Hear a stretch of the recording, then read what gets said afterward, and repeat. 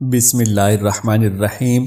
نہایت ہی محترم اور معزز مسلمان بھائیوں اور بہنوں، السلام علیکم ورحمۃ اللہ وبرکاتہ۔ دنیا میں موت و حیات اور صحت و بیماری کا سلسلہ ساتھ ساتھ چلتا ہے۔ بیماری بھی اللہ ہی پیدا کرتا ہے اور صحت و شفا بھی اسی کے ہاتھ میں ہے۔ اسی نے ہمیں دوا و علاج کا حکم دیا ہے اور اسی نے دواؤں میں اثر رکھا ہے۔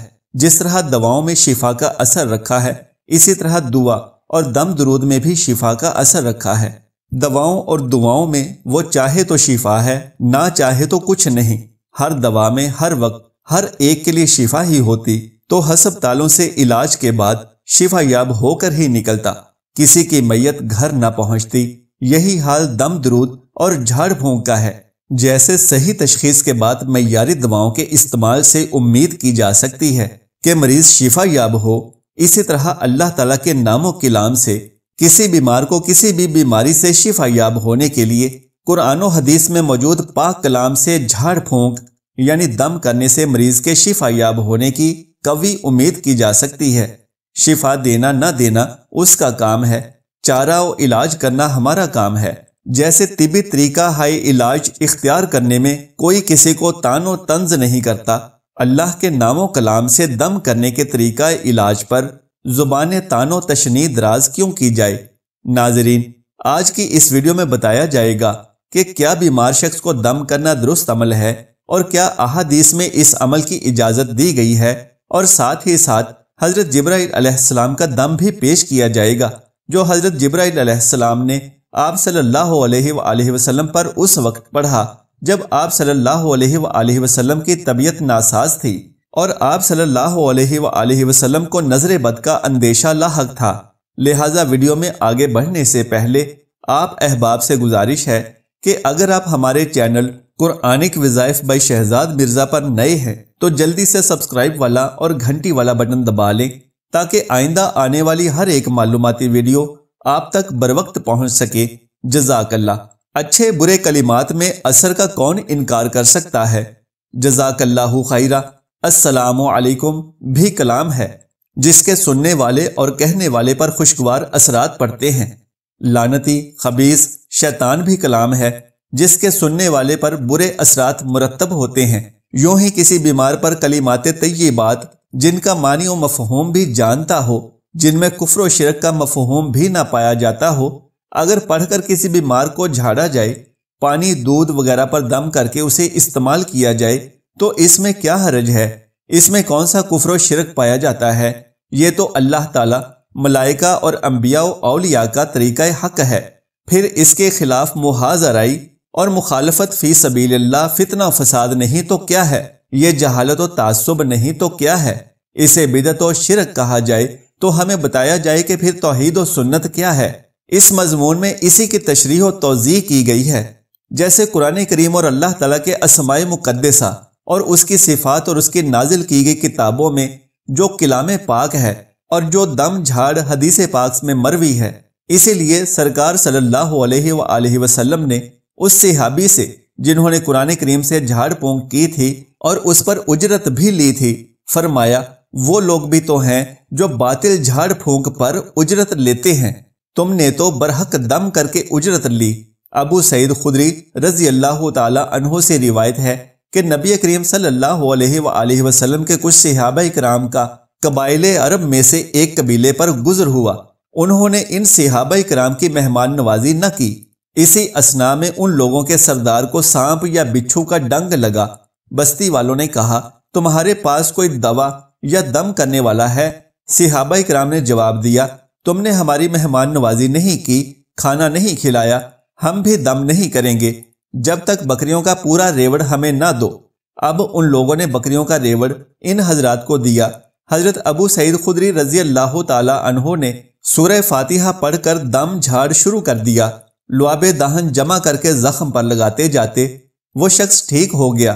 بکریوں کا ریوڑ ان کے سپرد کرنے لگے تو صحابہ کرام نے کہا، ہم نبی کریم صلی اللہ علیہ وآلہ وسلم سے پوچھے بغیر نہیں لیں گے۔ پھر سرکار صلی اللہ علیہ وآلہ وسلم سے پوچھا، آپ ہنس پڑے اور فرمایا، تجھے کیسے پتا چل گیا کہ یہ دم ہے؟ لو اور میرا حصہ مجھے دو۔ باروایت صحیح بخاری۔ جبکہ یہی روایت حضرت ابن عباس رضی اللہ تعالی عنہ سے بھی ثابت ہے، لیکن اس میں بس اتنا اضافہ ہے کہ ساتھیوں نے اسے ناپسند کیا اور کہا کہ آپ نے اللہ کی کتاب پر اجرت لی ہے، یہاں تک کہ مدینہ منورہ پہنچے اور کہا یا رسول اللہ صلی اللہ علیہ وآلہ وسلم، ابو سعید خدری نے اللہ کی کتاب پر اجرت لی ہے۔ اس پر رسول اللہ صلی اللہ علیہ وآلہ وسلم نے فرمایا، بے شک جس چیز پر تم اجرت لینے کے زیادہ حقدار ہو وہ اللہ کی کتاب ہے، اور پھر فرمایا یعنی لوگ جادو، شرکیات، شیطانی ٹونے ٹوٹکے اور جھاڑ پھونک کے ذریعے پیسہ کماتے ہیں جو باطل اور شیطنت ہے، تم نے تو ستھرا سودا کیا، قرآن کریم سے دم کیا اور اس پر اجرت لی جو سیدھا راستہ ہے۔ بروایت صحیح بخاری باب نمبر 5 حدیث نمبر 2166۔ حضرت عبدالعزیز بن صہیب رضی اللہ تعالی عنہ سے روایت ہے، میں اور ثابت بنائی حضرت انس بن مالک رضی اللہ تعالی عنہ کے پاس حاضر ہوئے۔ ثابت نے کہا، اے ابو حمزہ، یہ حضرت انس کی کنیت ہے، میں بیمار ہوں۔ حضرت انس نے فرمایا، کیا آپ کو رسول اللہ صلی اللہ علیہ وآلہ وسلم والا دم نہ کروں؟ انہوں نے کہا، کیوں نہیں؟ انہوں نے یہ دم کیا، اللہم رب الناس اذہب الباس واشف انت الشافی لا شفاء الا شفاؤک شفاء لا یغادر سقما۔ ترجمہ، اے اللہ، لوگوں کے پروردگار، تکلیف دور فرمانے والے، شفا عطا فرما، تو ہی شفا دینے والا ہے، تیرے سوا کوئی شفا دینے والا نہیں، ایسی شفا جو کوئی بیماری نہ چھوڑے۔ بروایت صحیح بخاری باب نمبر 5 حدیث نمبر 2167۔ معزز ناظرین، حسد، جادو اور بری نظر کا وجود حقیقت میں ہے، اور یہ ایک تلخ حقیقت ہے، اور نظر بد بھی لگ جاتی ہے اور جادو ہوتا ہے۔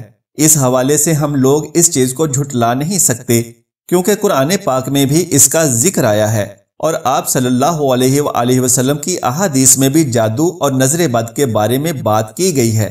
اگر آپ کو لگتا ہے کہ آپ کو نظر بد ہو گئی ہے یا آپ پر کسی طرح کا جادو کا اثر ہے، تو آپ کو چاہیے کہ سورہ ناس اور سورہ فلق کی کثرت سے تلاوت کیا کریں اور اللہ تعالیٰ سے نظر بد کے حوالے سے پناہ مانگا کریں، کیونکہ آپ صلی اللہ علیہ وآلہ وسلم کی ایک حدیث کا مفہوم کچھ اس طرح سے ہے کہ نظر بد انسان کو قبر میں پہنچا دیتی ہے۔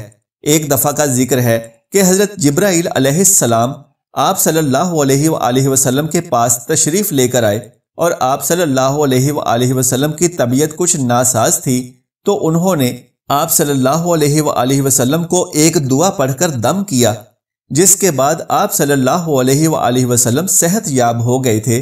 وہ دعا یہ تھی، بسم اللہ ارقیک من کل شیء یؤذیک من شر کل نفس او عین حاسد اللہ یشفیک بسم اللہ ارقیک۔ اور اس دعا کا ترجمہ کچھ اس طرح سے ہے کہ میں اللہ کے نام سے آپ کو دم کرتا ہوں، ہر اس چیز سے حفاظت کے لیے جو آپ کو تکلیف دے، ہر نفس اور ہر حسد کرنے والی آنکھ کے شر سے اللہ آپ کو شفا دے، میں اللہ کے نام سے آپ کو دم کرتا ہوں۔ اس کے علاوہ حضرت عائشہ رضی اللہ تعالی عنہا سے روایت ہے کہ آپ صلی اللہ علیہ وآلہ وسلم بیمار ہو جاتے یا آپ صلی اللہ علیہ وآلہ وسلم کی طبیعت کچھ ناساز ہوتی تو حضرت جبرائیل علیہ السلام آپ صلی اللہ علیہ وآلہ وسلم کے پاس تشریف لاتے تھے اور آپ کو دم کر دیا کرتے تھے۔ معزز ناظرین کرام، مذکورہ احادیث سے جہاں بیماری اور نظر بد کے اثرات ختم کرنے کے لیے دم کی فضیلت اور اہمیت بتائی گئی، وہیں یہ بھی ثابت ہوا کہ کلام اللہ کی مدد سے جہاں دنیاوی معاملات خصوصاً صحت و تندرستی کے حصول کے لیے استعمال کرنا جائز و مسنون ہے، وہیں اگر کوئی شخص اپنی تنگ دستی کو دور کرنے کے لیے اللہ کے پاک کلام کو پڑھنے اور دم کرنے پر اجرت وصول کرتا ہے تو وہ دین اور شریعت کے خلاف ہرگز نہیں، لیکن ساتھ ہی ساتھ اس بات کا دھیان رکھنا بھی بہت ضروری ہے کہ دم کرنے والا شخص جو کلام پڑھ کر دم کر رہا ہے وہ قرآن و حدیث سے ثابت شدہ ہونا چاہیے اور اس میں کسی قسم کے کوئی شرکیہ کلمات نہیں ہونے چاہیے۔ ناظرین، میری آج کی یہ معلوماتی ویڈیو اگر آپ کو پسند آ جائے تو براہ کرم اسے لائک اور شیئر کر دیجئے اور میرے اسلامی و اصلاحی چینل کو سبسکرائب کر لیجئے۔ جزاک اللہ خیرن کثیرہ۔ اللہ ہم سب کا حامی و ناصر ہو۔